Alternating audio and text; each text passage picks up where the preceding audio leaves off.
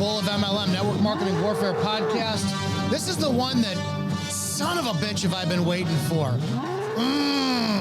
This is Nikki Stover. I can't wait to introduce you to Nikki Stover. Full disclosure, we just air quotes met about 7 hours ago?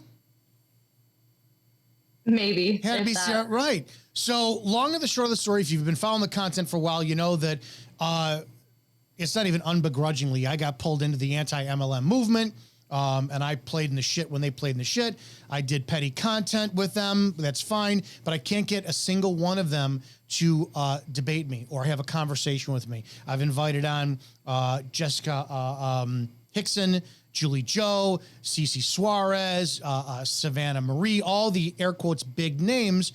And the closest I got was Cece Suarez sent an invitation and then she canceled and told her people, well, she doesn't feel that due to my language that it just wouldn't be responsible to have that kind of discussion in front of her audience. They just wouldn't like it. So apparently nobody wanted to see it where she was at. Earlier today in my Instagram, I see that there's an anti-MLM account following me. So I reached out, it's your account, and I hope I'll let you determine whether or not I was pleasant at all. And I said, I would love to find out. I listened to some of your content, would love to have a conversation with you. And we started talking, and you are the only anti-MLM person, movement, whatever, that has had the spine to come on and have a conversation with me. And you didn't think about it. You made that decision in less than 10 minutes. Didn't need to do you. So number one, thank you so damn much. Nikki Stover, give us a 360-degree view of who you are, and let's talk about what we both have common ground on today and how we solve this. Hi guys, my name is Nikki Stover, and I have been out of the MLM realm for about 2 months now. Before that, I was in MLM off and on for 5 years. I'm a stay-at-home mom. I have 4 kids that are all homeschooled. My husband is my best friend and the freaking love of my life. I'm 28, he's 42, but he is the hottest old guy I've ever met in my life. So we got that going for us. And one thing that we will definitely have in common is the bad language. I might as well have been raised by a sailor. So we definitely have that in common. But I just want to give a little bit of a disclaimer really quick. My intent behind being a part of the anti-MLM movement differs slightly from a lot of what I've seen, in the sense of I am not here to tear anyone down. There are some people in the MLM realm who definitely need to be taken down a few notches. But my goal is not to go after anyone or to hurt anyone. That's why I don't really do video stitching with newer MLM recruits who are just doing their job or what they think they're supposed to be doing, because pot, meet, kettle. But my sole mission here is to just shed light on the fact that the MLM world could be a very successful industry for so many more people than what it was if they were more effective and if they were more intentional. That is kind of my goal. And so whenever you reached out to me, the reason I had followed you was because I had come across your account while I was in MLM. And I was like, oh, this guy seems pretty cool. Like, he's got some pretty decent content. He stands on some things. It was kind of funny watching you kind of go back and forth with the anti-MLMers. And whenever I stepped out of the MLM realm, you were actually one of the first accounts I had. I was like, he talks about a lot of the same things. Like, he's actually willing to admit there was in the system. There are things that definitely need to be changed, that definitely need to be improved. And until they are, we're just keep hitting the same speed bumps. And so whenever I followed you, I'm not going to lie, I didn't think you were going to notice that I followed you. I just followed you because I genuinely like your content. But for me, it was more of just, I like to look at a lot of the stuff that you post because it's statistically sound and it's something that can be used both ways. Whether you're talking about MLM versus anti-MLM politics, it doesn't matter. There's always 2 sides to the coin, right? Well, actually 3 stories. There's what you say, what they say, and what actually happens. So that's something that you really have to take into account whenever you're looking at things like this. It's never just, in the anti-MLM world, it's never just cut and dry. And that was kind of why I launched my podcast, because I want someone to be able to see it from a perspective of, this is the definitions, this is what FTC says, this is what the rules and regulations are, this is what's actually happening, not this is my feelings on the matter. So whenever you reached out to me, I mean, it was a no-brainer. I definitely wanted to check with my husband first, just because we've been trying to tread lightly on some legalities. And I really don't do anything without talking to him first. But it was kind of a no-brainer because I was like, yeah, this could be great because there could be people listening to this podcast who potentially are in MLM, who are top income earners, who are people who are doing the things that we're going to talk about. Maybe this will be a light bulb moment of how you can not only have your success, but teach your team how to have success as well, instead of you just raking in the profit.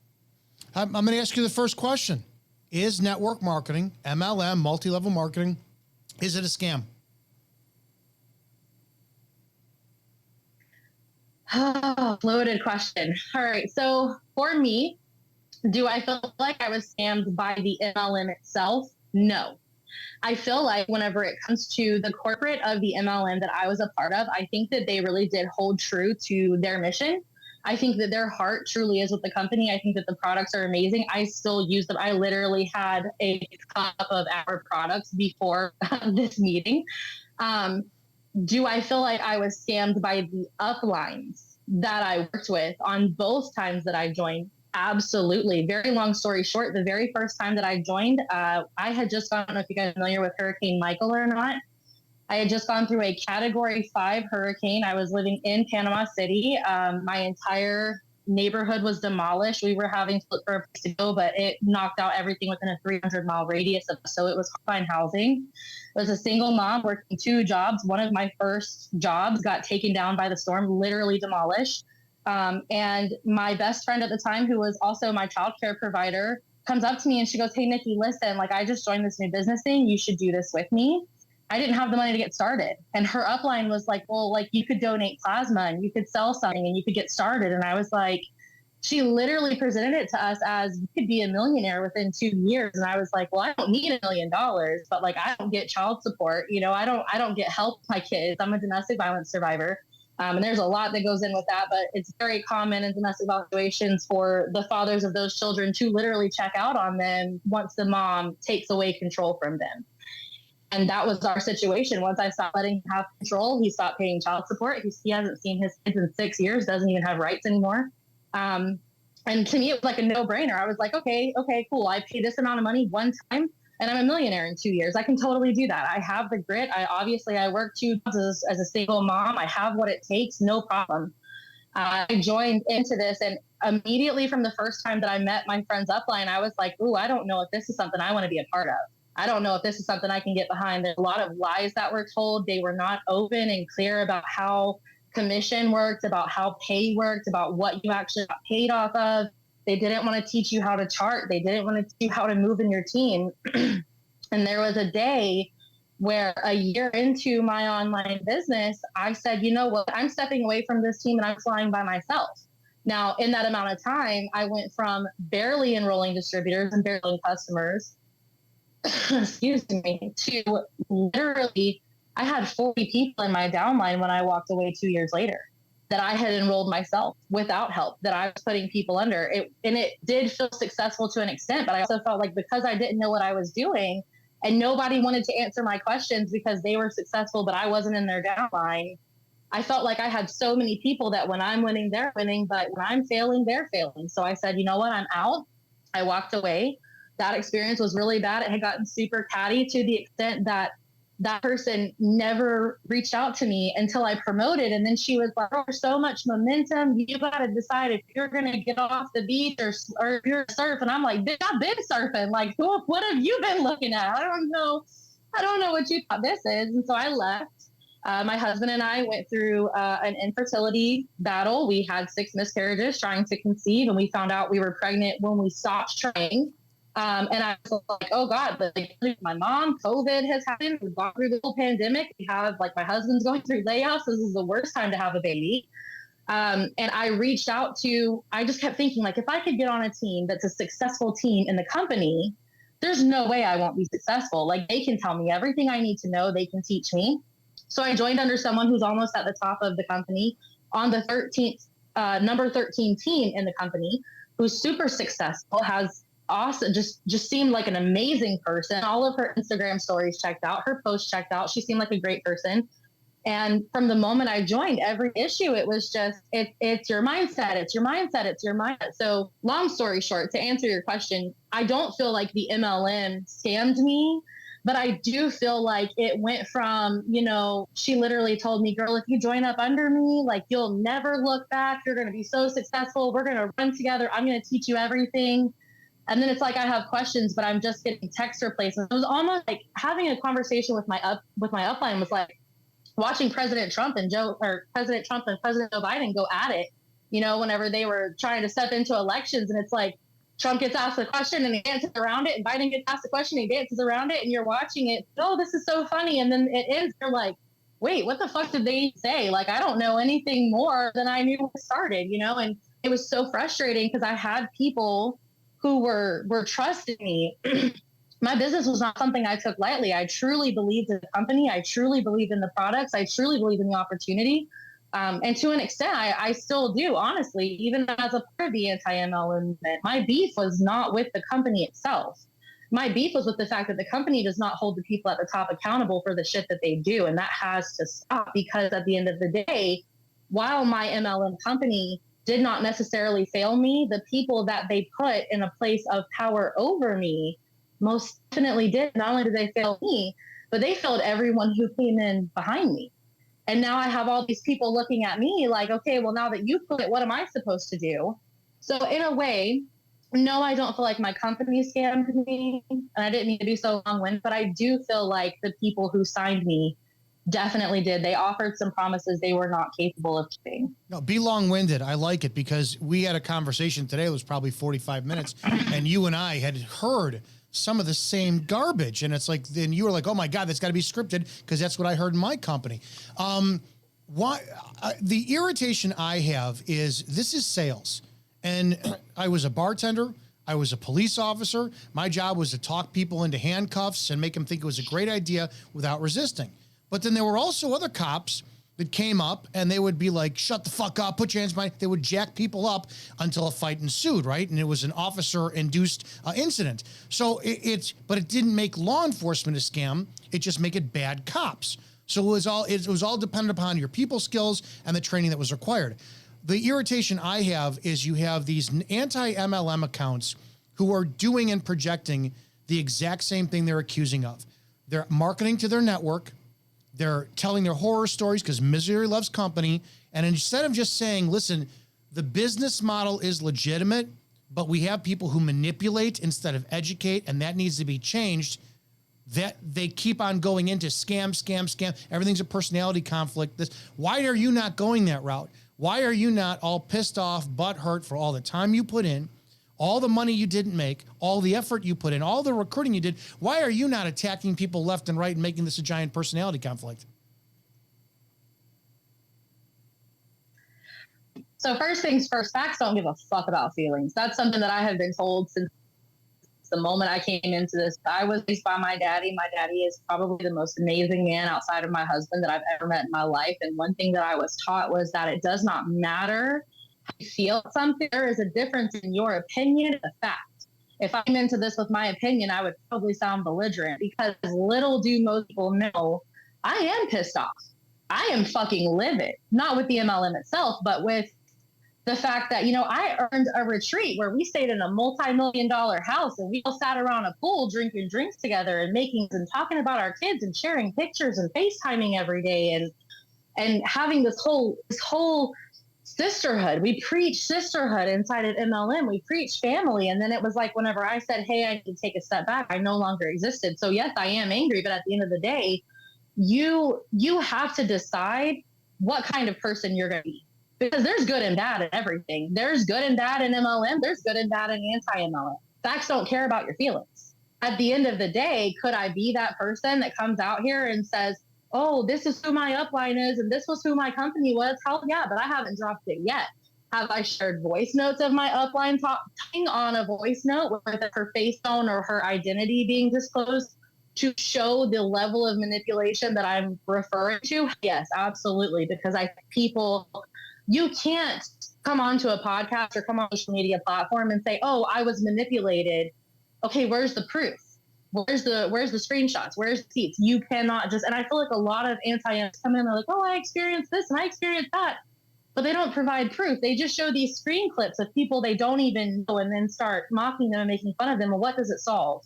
My purpose here is not to drag anyone or hurt anyone. My upline, my top line, I genuinely made a connection with her at retreat. I genuinely have love for her. I genuinely care about her. At the end of the day, I wish her business thrives. I just hope that she starts to learn how to care about other people on that front. And so my job, I don't really feel like it's my job to convince someone where MLM is good or bad.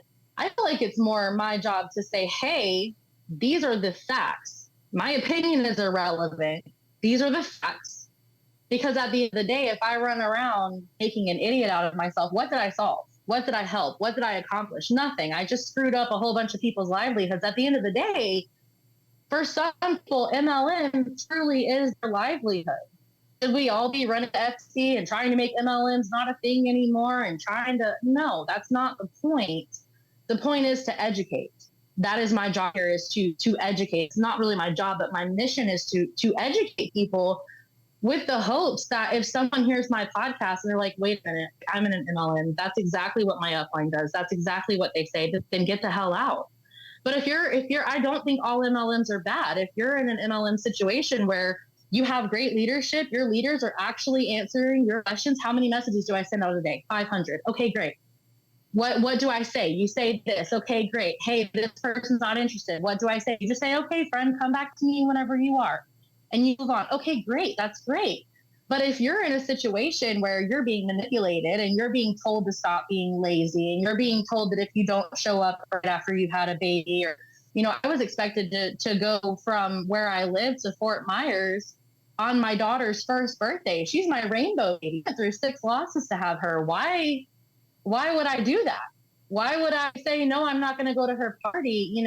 So I don't necessarily think that it's my place to drag anyone, because I can't speak for the whole MLM world. I haven't been in every MLM there is. I don't know what is or isn't in every single company. I can just speak from my personal experience and compare that to statistics and actual proof that there is. And pretty much the only thing I take as gospel truly is income disclosures and what's on the FTC website, because anything else is just hearsay. If somebody comes to me, I've had so many people message me and say, here, this is my experience. And I've only shared, I believe, 2 of them because they were people I personally knew and watched them go through it. There was kind of a time where I had debated sharing other people's stories on my podcast. Then I was like, I have no way of proving that's what happened. I can't vouch for that. So why would I possibly completely destroy an entire company that may or may not? Because a lot of people in the MLM industry say, oh, this is what happened.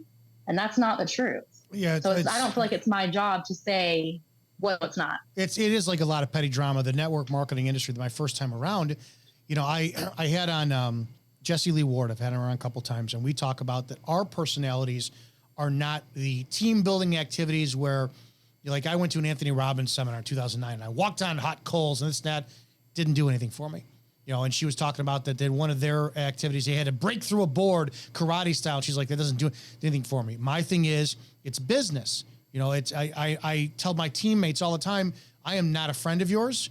I do not want to hear about your kids, your life. I don't want to build a bond, because I learned the first time around when I did it, that's how we make excuses for one another. Oh, I couldn't do my calls today. My kid got sick. And then relationships strain when it's like, hey, are you gonna build this month or what? Because we manipulated people to come in the business off of emotion and connection. Do you think that the industry, if it was limited to, listen, we're not going to sell the lifestyle, these are your cars and the boats and the yachts, we're going to sell, hey, let's get you making a car payment a month. If you're making $500 a month and that's a reasonable goal, and this is also going to spend a considerable amount of your day learning how to talk to people and positively leading. And you're going to have a lot of people who, if you're not good at managing people who don't work for you, but you work for them, so it's reverse like paycheck. Do you think if we talked about the facts of that A, we would have less people coming into the business, therefore eliminating the majority of who, air quotes, fail by quitting, so you wouldn't have such a big stigma? Isn't it time we just tell the fucking truth and say, this is simple work, but it's extremely hard. It's not get rich quick. It is, your time is going to be unbelievably taken, and your results are not guaranteed, but it's still worth it if you put the time and effort through. Absolutely. I love this question so much because the number one issue that I had when I was in MLM was being told, go recruit 10 people a month. You should be recruiting 10 new distributors every single month. And I'm like, for fucking what? Because I'm going to go drag these 10 people in, kicking and screaming. I'm going to be the one enrolling their customers. I'm going to be enrolling their distributors so that I can make bonuses. Now I'm trying to keep up with my office work and theirs. And I've got 4 kids running around and I'm homeschooling. For me, I don't give a shit about excuses. And that's something that anybody who's ever been on my team can tell you straight up. I don't care about excuses because if I'm not going to allow excuses for myself, why the hell would I listen to them from you? I'm a homeschooling mom of 4 children. 3 of them are in homeschooling. It is not the kind of homeschooling where they sit on a computer and it does it all for them. I make their curriculum myself. And I also have a 9-month-old who just freaking started walking. My life is busy. I have a lot of time. But if I'm willing to show up and say, this is what I need, then that's the same energy that I need from my team. However, what is taught in so many MLMs, and definitely the one that I'm in, was you're supposed to, and this is something I'm going to be talking about on my next podcast episode, is I have actually sat through Zooms that I still have the recordings of where they're like, you need to get into their emotions. You need to get to them on an emotional level. Why? Whenever I worked for AT&T, I worked in sales with AT&T. That was my job. We were an authorized retail. It was not my job to fix your bill. It was not my job to fix your plan. You go to corporate for that. My job was you come in with a broken phone, I sell you a new phone. That's my job. It's my job to get you in the newest phone because my sales, my paycheck, I get an hourly wage that is smaller than minimum wage. So I have to make up for that. And it's endless opportunity, truly, because the more sales you make, it's kind of the same concept. Okay. So whenever I was coming into my job at at AT&T, my new boss did not come to me and say, Nikki, listen, I know that you have 3 kids and I know that life is busy. You need this. You need this. He put up a post on Indeed.com and was like, hey, looking for people. Either you want to work or you don't. My boss never called me to say, Nikki, did you do your tasks today? Did you show up today? Did you check in with your team today? Did you make sure that your list was done? Did you meditate today? Did you read a book? No, fuck that. For what? We're adults. We are adults, but MLM teach that we have to bring people in and we have to cuddle them because they're scared, and we have to teach them, and we have to literally, it's almost like a brainwashing. And I can say this because I literally spent 2 of my teenage years in adult. I was a hellraiser whenever I was a kid. It's not my daddy's fault. Daddy was afraid that he was going to come home and find me overdosed, or he was going to find me dead from running with the wrong people at 16 years old. So my dad found me in all-girls reform school. Okay, and this school was a fundamental Baptist. My daddy didn't know any better. Okay, fundamental Baptist, abusive in every sense of the way. I spent 3 months in isolation one time. Not a good place. It is the same brainwashing technique that you see in a cult. So it's not necessarily that MLM is a cult, but some of these teams use very culty, and it's not the MLM's fault because most of the time corporate doesn't know this shit's going on. You've got all their top lines, and they're all getting the same tools from corporate, but it's their business to run their way. And at the end of the day, the facts behind it is, if you're teaching people to bring in new fresh water, I like to call it, or fresh blood, and you're brainwashing them and you're like coddling them. I don't even coddle my kids to the point. I'm a very affectionate, but I don't even coddle my kids to the point. If I tell my kids they're allowed to get in the morning, they're 10, 9, and 6. Okay. They're allowed to get up in the morning and make their own cereal if they're hungry, and me and their dad aren't up yet. They're at an age where they should be able to do that. But the rule is, when you get finished, you wash your bowl, because whenever you woke up this morning, the sink was empty. It's not my job to wash your bowl. I wasn't that hungry when I didn't eat cereal. But yet whenever you have children, there's this structure, there's this expectation, right? But then whenever you're bringing someone into MLM, it's like, oh, girl, I'm going to hold hands with you. I teach you everything I know. I'm going to this, I'm going to that. Your downline comes to you and says, hey, I couldn't show up today because I got this paper cut on my finger and I just couldn't today. And then I'm supposed to say what? Oh, it's okay? No, it's not okay. But I think that if we dropped this idea of bring in anybody that would come in. And I made notes just so I wouldn't like lose my train of thought tonight. And one of those that I wrote down was literally, instead of playing a numbers game, I hate that phrase, numbers game. MLM should never be a numbers game. Instead of playing a numbers game where you bring in as many people as you can find, and you're enrolling 5 to 10 people who don't really want to do it, who don't really want to be here. They just finally signed up because they got tired of you messaging them over and over and over. If you reduce that to 1 to 2 people a month who you could actually spend intentional time with, and like literally work with them on an intentional level and answer their questions. How many messages do I send? What do I say? How do I handle objections without being spammy, without forcing someone, without guilt tripping them or manipulating them, and making like they don't care enough about their kids or they're not worried enough about this? And how do I actually use this as a tool to be effective and help people? That would be 1 to 2 new people a month who were actually pulling their weight within your organization.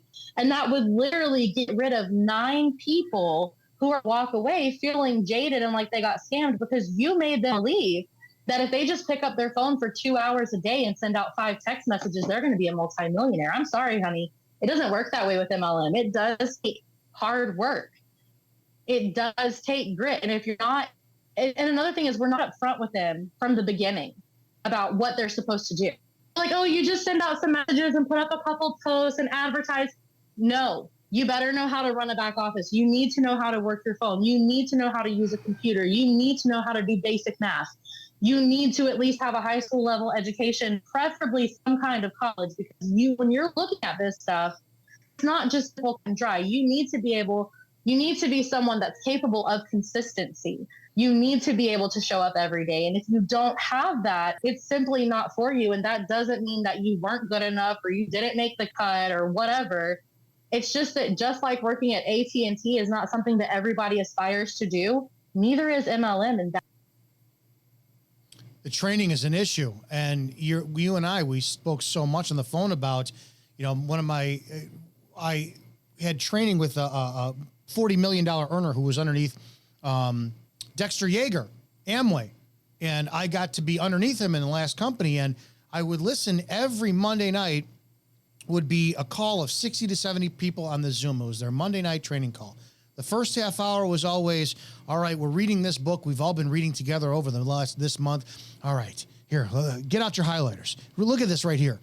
If you believe in yourself, good things will come. Write that down. Isn't that powerful? And after weeks and weeks and weeks of that, I had myself and my team would go on there, and my leaders and I would afterwards go, what the fuck is this? And then the second half of that training call was always, the Zoom was open up for people, and it would be, can I just speak on my heart here? Look, I love everybody here, and I just want to thank so-and-so for this. And you would never see progression ever. And I started to get pissed off going, I have to wonder, at Walmart or Target or any other like big box, corporate headquarters, do they start their monthly meetings off of, all right, let's everybody hug and I believe in you? Or they're like, what's the fucking numbers for today? Why is store number 627 down? It's facts. So when I brought this up, and I've talked about this before, I said, hey, listen, when are we going to start talking about cold market tactics, warm market tactics, pitching and closing objections, back office? When it came down to the back office, one of the uplines I was told, well, Dominick, true entrepreneurs figure that stuff out for themselves. Done. Cut her off when she said that. I was like, you're out of your fucking mind. But when I said, when are you going to start talking about all the objection handling and that? Well, Dominick, see, what you want to do is teach people how to eat steak and potatoes, but we got to keep them on the bottle for a while. And I thought, if you have to tell 30, 40, 50, 60-year-old men and women, I believe in you until you believe in yourself, the scam of what network marketing is, why it's a numbers game is, because those people will stay on the product month after month for your praise, your glorification, your recognition when you're up on stage to give them the microphone to talk. It's keeping people on the product by the virtue of the culture they're creating. But everyone who says, I want you to surpass me, they're fucking liars, because then the spotlight is taken away from them and they're not the one at the conference with the microphone. I don't give a shit about that. I've got my own content. I've done enough center stage speaking shit. I don't make money unless I can make powerhouses too. So when it comes down to that, and we've got this common ground of network marketing breeds two different types of people: the narcissists who want to be the Pied Pipers, and then their sheep underneath them who, and there's no real way to wind up not being insulted when I say this, is you do get a lot of insecure people who they want to belong somewhere. So they're getting attention of these powerful people.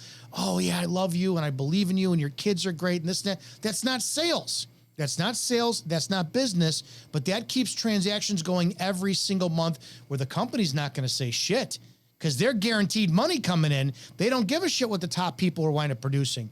If we start there, and I happen to agree with you about, because as Dave Ramsey talked about in one of his podcasts, he doesn't denounce MLM because he's got several friends of him who are 7-figure earners. And he said, if you want to be successful in MLM, it's 4 friggin' years of your time every single day, as much time as you can dedicate, selling, recruiting, training, selling, recruiting, and training. End of story. I don't get why the anti-MLM people who are so hurt in this industry can't recognize this problem and then say, let's come up with a solution to stopping this so the industry can be fixed, unless their intent is, oh, I need more negative MLM stuff to come out because I'm selling my own content on a YouTube channel and I'm marketing to my own network and I'm starting a subscription base because there's power in this negativity. I don't get why with you, it was, you stood in this position, anti-MLM. I listened to you talk and I said, you're not going to get a fucking argument out of me. I agree with everything you say. That's why I said you're the first person who is willing to come on and have this discussion with, there was not one thing you said today that got a disagreement out of me. I didn't go, well, no, Nikki, you're wrong. We have to talk about this. So I just don't know why more people can't have the mindset that you have and then help save this business. Because ultimately we hung up the phone today where it's like, I respect your position. You're anti-MLM until the industry takes care of itself. I respect that bigger than shit. Why are you the only one who's doing this?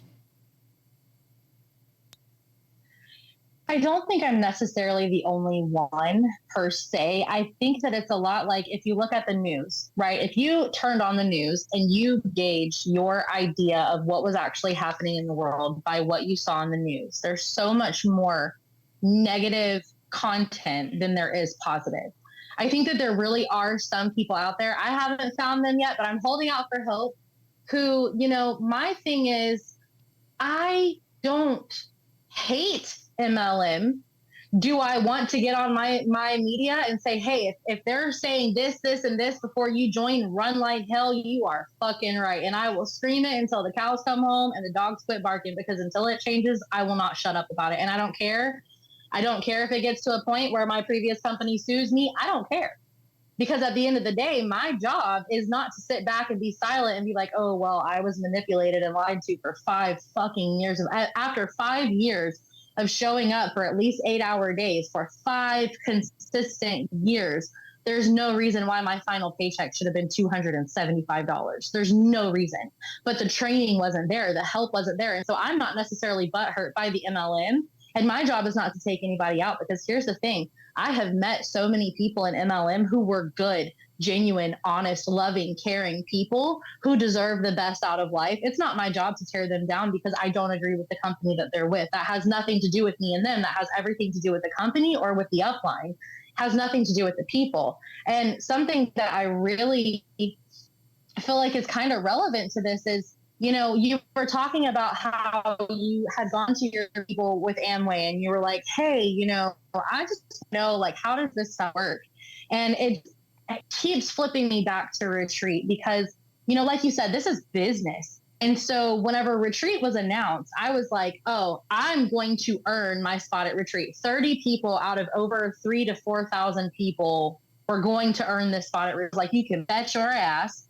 Nobody on this team might not know my name, but they're going to know who I am by the end of this, because I'm going on this retreat. And I kept telling my husband, yes, I'm excited about the house. I came from almost nothing. Like I did not, I did not come from wealth. I didn't come from a whole bunch of everything. We weren't necessarily poor growing up, but my parents worked damn hard. My dad, You know, he worked hard as a trauma nurse. My mom, she worked hard as a single mom. Like my parents worked their asses off for everything. I was raised with a sense of appreciation and knowing that if you want anything in life, it's not to be handed to you. You better get up and go get it. And that's why I was so excited about MLM stepping in, because I was like, wait a minute. Like my boss at AT&T is calling me in to do his job for him off the clock on my day off with my kids because he doesn't know how to work this account. But I'm only making minimum wage. But you mean to tell me that I can step into this MLM company and if I work hard enough for long enough, I can actually surpass the person who enrolled me? Hell yeah, I'll do it. But the problem is what they don't tell you, and it's not the MLM's fault, it's the church's fault. What a lot of people don't want to disclose with you is that in a lot of companies, once you hit a certain tier in the ranking system, which might I just add, I don't necessarily feel like is pyramid. If you really want to get technical, corporate America could be looked at as a pyramid as well. You have the one CEO, the couple, you know, district managers, then even more general managers, and then all these worker people who are barely making enough to survive. It's the same system. It's the same idea. It's just that in MLM, you don't have to wait for someone to die, you know, to get promoted. It's based off of, truly, it's based off of your work ethic. But where I think a lot of people feel scammed by this, and me as well, is not so much by the company, by the fact that what a lot of these leaders will not disclose with you is that in most companies, mine specifically, once you promote to a certain tier, they either no longer make money off of you or they barely make anything off of you because you've hit a certain point on the compensation plan.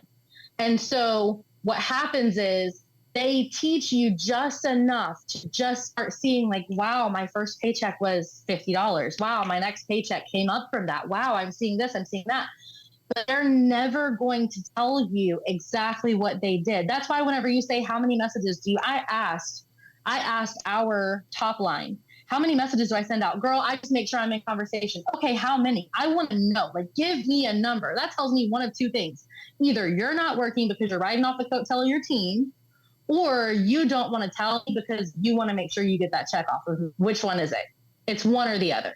And so whenever we were at retreat, I was so, and I feel so bad talking about this because I know that the two girls who set up this retreat for us, they spent a lot of money and they really went out of their way. They did some really nice things for us. But here's the thing. Me personally, I didn't go to retreat for the champagne party and the pool in the backyard and all of this stuff. I went because I kept telling my husband, if I could just sit in a room with these women who are super successful, who've been doing this for 5+ years, who know exactly what they're doing. If I could sit there with them, because it's almost pointless to message them, not because I feel like they don't care at this point. It was more because I felt like they probably had so many conversations going on that they probably didn't see my message, you know? So if I could just sit in a room with these people and I could hear them tell me step by step by step, what do I do? What do I send? What do I say? How many messages? How many people should I have? I had every single month, I had printouts that had names of every single person I talked to from the moment I said, hey, I saw your comment on this post about this product. Are you ready for information? If they said yes, their name went on my list and I was following up with them. And I was like, how many people do I need to be following up with every single month? I mean, I had a list of over 1,000 names in a 5-year time span, but my enrollments were like 15, 20, 30, 40. They weren't astronomical like you would think. So I'm like, there must be something. Like maybe it's what I'm sending out. Maybe it's what I'm saying. They wouldn't answer any of that. Instead, I paid $400 for a plane ticket that my husband and I didn't really have for this all-inclusive trip. I make it to Texas, and my upline had put a chat with four other girls, I'm sorry, and let us know that because she wanted to go decorate the house, we were going to have to sit at the airport for about 4 hours until someone could come pick us up, or we could pay an additional $100 for an Uber. Mind you, I'm only making like $200 a month at this point. I don't have that. My husband and I went into debt to pay for this ticket because I just kept thinking, like, if I can just get in this room, we will never be broke again. Like, it'll be done, game over, like, we'll be great. And I spend all this money and I get there. We sit there in the airport for several hours. There was one girl, she's breastfeeding. Another girl's like super hangry. I'm irritated. I've been at airport since 7 o'clock this morning. It's like 1:30 something. And I'm like, to hell, do y'all want to just go out to eat? We get in an Uber car, a place that we don't know, all of us women. Our Uber driver didn't want to take us to the right location. We start finding out once we get to the restaurant that we're going at that all of the other girls who made it to retreats, mind you, my upline, I could show you the screenshots where she sent me a picture of exactly what flight to book so I would be there at the right time. And then once the ticket was booked, it was like, oh, just kidding. Y'all are going to sit there for hours. Everybody else drove in and flew in. They're all at the house having a good time. We were the last people to get there that night after dark, after everything for the first day was over. Everybody had partied. And I texted my husband and I'm like, am I an asshole for feeling like this is shitty? Like, you invited me. I didn't call you and say, hey, you invited me. And not only that, but I worked my damn ass off. I sacrificed time with my family. My time is valuable. And we get there and it's like, oh, we're gonna do this thing where everybody gets a piece of paper. And that's along when everybody gets a piece of paper and you're gonna write down your limiting beliefs, all of your limiting beliefs, just write them down. And so then we go out to the fire pit and everybody passes papers around and they're like reading other people's limiting beliefs. I'm not good at sales. I'm never going to make enough. And she's like, now I want you to take everyone's limiting beliefs and I want you to put them in the fire. Okay. And you're burning someone else's limiting beliefs. And I'm like, that's great. But until they don't believe it anymore, like it didn't do any damn good. Like this solved nothing. Like, I don't want to sit here and watch other people's limiting beliefs go up in flames. I want to know what the fuck you did to get where you are. That's what I'm trying to find out. Now we have this photographer come and we've all got to dress up in several different outfits in the Texas heat. And this photographer's pregnant and like sick as hell because like it's hot. It is hot as hell outside.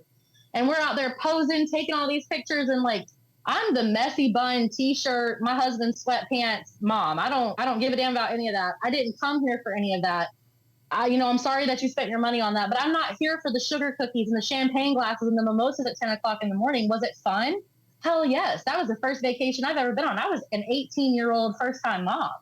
I've never taken a vacation as an adult because I've always been a mom. So was it nice? Was it fun? Yes. But I came home and my husband goes, how was retreat? And I just like burst into tears. And I was like, David, I could tell you all the fun things that we did. I mean, I jumped off of a 2-story dock and I'm terrified of heights. I'm so scared of heights, but I did it and it was cool. And I'm so glad I did it. And it was fun, but I learned nothing that I didn't already know, except for 2 new products that we're launching.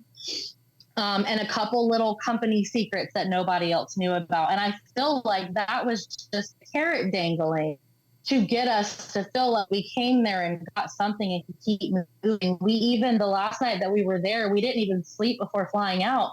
All the girls sat in a circle in the living room and we all went around the room. We had taken these poster boards that share with me, but our pictures on them and our name, and all the girls went around writing nice things about you on them and why they believe in you.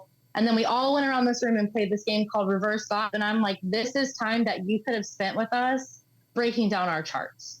I had brought a binder on my trip that had all of my charts, all of my old charts, all of my new charts, all of my potentials. Because I wanted to sit down with someone and say, okay, this is what I've got. This is what I'm doing. Where am I making a mistake? What am I doing wrong? What can I improve on?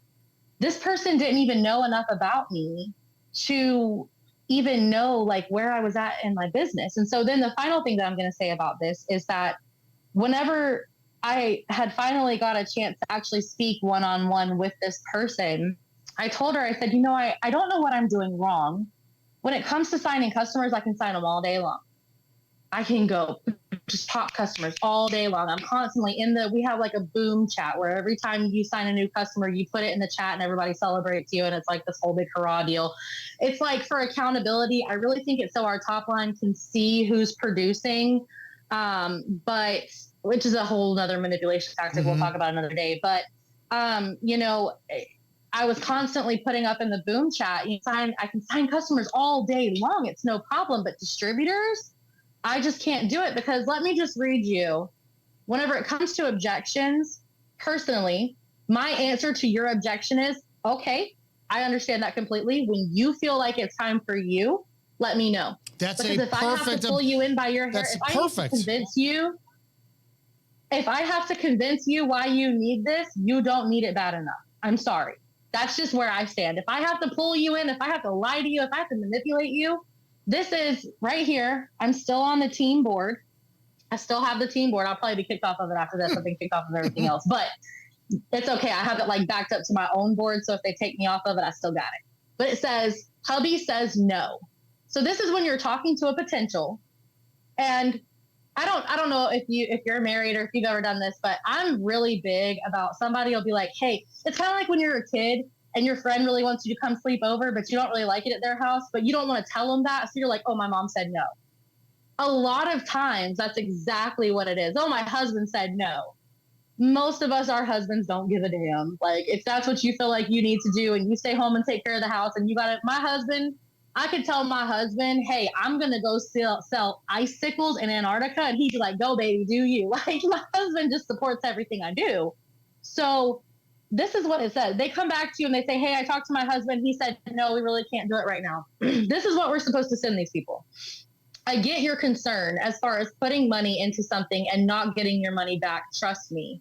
And I definitely understand wanting to get the opinion of others. Mind you, we're talking about their spouse, who they probably bank with. Okay. And I definitely understand wanting to get the opinion of others to make sure you're making the best decision. But why would you want other people's opinions on something they have no idea what it is? I wouldn't go ask my cashier at the grocery store, how do you do open heart surgery? You know, I know you're nervous. I promise you, sis, we have all felt like that. But I will be here with you every step to help you and show you how to be successful. In other words, I'm sorry your husband's a piece of shit who don't support you, but I got your back, girl, and we're best buddies now, so let's do this. No, I'm not enrolling you to be your friend. I'm not enrolling you to build a relationship with you. This is a business transaction. This is like paying a landlord rent every single month. This is like going to work at your 9 to 5.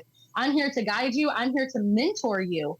I am not here to be your therapist. I don't even have those kind of credentials. So why are we pitting someone against their spouse and then being like, oh, but still join my MLM anyway? So that to say, whenever I was talking to my top line and I was like, I'm just not enrolling distributors. She's like, well, where do you feel like the conversation falls off at? And I was like, once they give me an objection, that's kind of where the conversation stops. And she's like, okay, well, what script are you sending? And I was like, I don't really use scripting for talking to potentials. The message where I'm telling them what company I'm with and what the business entails, that I will use scripting because I would be texting the same message all day long. But when it comes to answering questions, how do I get paid, this, that, and the other, I prefer to send voice notes, do a phone call, get on a Zoom, talk face-to-face, have a legitimate conversation and be more personal with them because I also feel like this is someone who's trusting me with their livelihood. And so whenever it comes to their objections or their limiting beliefs, as they call it in my industry, once they say, I don't have the money, not right now, no thank you, my husband said no, I don't have the time. Okay, I totally understand. I completely get it. Whenever you're ready, let me know and we'll pick this conversation up later. It might be 20 years down the line, but when you're ready, hit me up and we'll go. Until then, and I even tell them, like, I hope this doesn't mess up our friendship. Like, I would love to continue to have a friendship with you. I would love to continue to talk with you. You know, a lot of these people I've already built relationships with along the line, and I don't want to sabotage that. But I'm also not going to grab you by your hair and snatch you into my MLM just for you to not show up because you didn't want it in the first place. And so she says to me, she says, oh, well, that's where you're messing up because whenever somebody comes at me with a limiting belief, I always counteract that. And I was like, well, I don't really know what to say. And she's like, I just lie. Oh. And I said, what? And she goes, I just lie. If they say I don't have the time, I'm like, girl, I totally get it. When I was new, I was so scared I wasn't going to have the time, but I was busy. She's like, really? I wasn't busy. They don't know that though. But then she'll get on a Zoom meeting later and be like, yeah, I have all the time in the world. And I don't want to give out a lot of information that can right. My main reason for not giving out identities is because I don't want anyone being doxxed or being treated poorly. Her life was in a place where she wasn't super busy, you know. But she tries to relate to them. She gets them to join, and then she hears on a Zoom all this free time. And it's like, hold up, wait a minute. I thought you said, well, no, your business partner, not your friend, not your buddy, not your homie, not the girl from the block that you joined. Your business partner can no longer trust you. And it immediately, that was the moment where for the first time, since I had been back with the company, I was like, I don't know if this is for me, because how many times have you lied to me? How many times have you told me that you believed in me, but it was just to get me to work? So I hope that answers your question. It does. That's kind of where I stand with that. It does. And this is why I told you earlier, you're not going to get a debate out of me, because there's nothing I disagree with you on.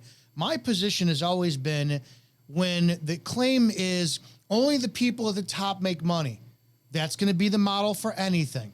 Only the 1% of the industry make. That's anything from politics to professional sports to Olympic athletes to comedians and actors. That's just how that is. What I have a problem with is, you just stated the entire problem with the network marketing industry with zero emotion, all facts. It's an integrity issue, and that's it. I can't stand the hypocrisy of all the anti MLM network YouTube channels that will spend hundreds of hours on their channels picking apart people's tactics without acknowledging, yeah, the industry could be great, but we have scumbags in it doing this. They vilify the industry. As I told you, you're not going to get a debate out of me, because there's nothing I disagree with you on. I've talked about how, too, one of the biggest manipulation tactics is when you get somebody who builds a big team and then jumps ship to another company, takes their entire team under them, and immediately they become a millionaire. And oh yeah, I did it. You just backloaded your entire team to a new thing immediately. I have a problem with, they say, well, you can only make money if you get in the company to begin with. Mathematically, that's an impossible statement to make, considering the fact that there will always be a supply of human beings, and there will always be a top of your own pyramid, if you will, when you're there. So everything you've said, I vehemently disagree, or excuse me, no, that's wrong. Vehemently agree with you. I'm sorry to interrupt you, but that would, I'm so sorry to interrupt you, but you're fine. Just like if someone was to say, well, eventually there won't be anyone to work in corporate America. Well, no, that's a lie. Everyone needs a job. Everyone needs money. It's just that McDonald's isn't for everyone. Being a CEO of a business isn't for everyone. Being an entrepreneur isn't for everyone. Working in MLM isn't for everyone. And if we're really truly honest with ourselves, most leaders are not even genuinely honest about what MLM actually is. Well, let's solve that problem. Running around here thinking that they are their own CEO. Let's solve that problem, because we got 5 minutes left. So you've presented everything I agree with that misrepresents the industry. It's like the shitty used car salesman from the 70s. So in the last 5 minutes, if you had the power to change everything, what would you do to change the industry? First of all, with some companies, it's their products. 100%. Some companies really do make these total crap products just to get something out there. And it's more to, there's a difference in MLM and pyramid scheme. A lot of people don't like to do the research on that. There are genuinely pyramid schemes. Most MLMs are not that, but there are some that truly do make crap products just so they can get people in and money going. In my case, I don't feel like that was the case with the company that I was with. I lost 60 pounds in less than a year. I'm very happy with my results. Another thing is training, taking the time, being intentional. Most of the issues with MLM do not come from corporate. They come from the top income earners come in and they forget what it's like to be new. They forget what it's like to step into a business and not know what to do. They get told, oh, well, you know, you're trying to eat the elephant and all at once. It's supposed to be one bite at a time. No, if I was truly a business owner, I would wake up in the morning and I would know exactly what I need to do for the entire day. If I opened a brick and mortar business, I would know exactly how much I needed to pay my bills. I would know exactly how much I would need in sales. I would know exactly what most people come into MLMs and they don't even know what the fucking breakdown is. They can't do the mathematical equation to figure out what their commission's going to be before it fucking posts. Now, my husband and I, we finally figured out breaking it down on our own, but there should have been someone to teach me that. There should have been someone to show me, hey, this is how you know, because how can I tell how many sales I need if I'm not pushing for my uplines quota? If I'm pushing for a certain amount a month, how do I know how many sales I need to generate or how many people I need to onboard if I don't know how to do my commission, if I don't know what the pay breakdown is, if I don't know how this company works? And another really big thing for me, and this might be one that you disagree with me on, is there are so many people in MLM that are top income earners that are so worried about this like elite club that exists within the industry that gets to know everything before everybody else and all of this, new products that are dropping. And while that can be a good incentive, at the same time, if you're so much more worried about, if you're going to go into your team chat and say, hey, you guys are not going to believe what I just found out, like y'all's jaws are going to fucking drop in a month whenever everybody finds out, get all your stuff ready. Then when your team member comes to you and say, hey, what is all my stuff that I need to get ready? Like, I'm new and I don't really know what I need to get ready. Don't just say all the things. Sit down with that person, have a conversation. Stop making your downline wait 7 hours to hear from you. You fucking signed them. You told them you were going to teach them.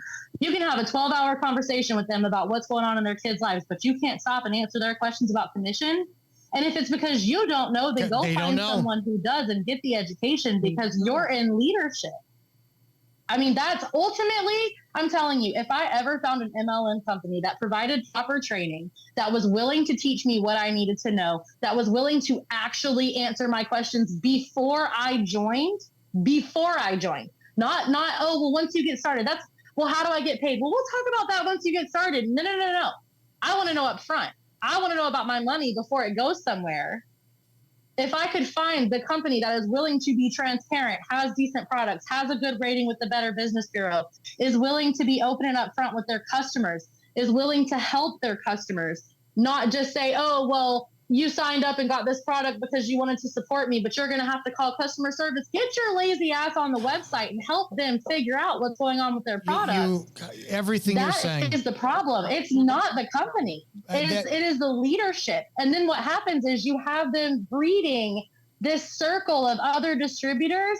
And that's why I don't come for the people who are lower ranking in companies, because I genuinely know from being that person that they don't know any better. They're just taught, well, you send them to customer service. Well, you just send this script. And I had someone tell me one time, you just send this script, and if they don't like that, just stop messaging. You don't want them on your team anyway. You're describing so much because they want to know how they got paid. This is so my presentations, they're over an hour. And the last upline that I looked at was like, oh, no, you got to do 20-minute presentations. You're going too long. And my argument was, I know how to make coffee, but I don't know how to run Starbucks. So if I bought a Starbucks franchise and somebody just says, here's the keys, you're open, I would go, inventory, stocking, POS system, how do I contact corporate?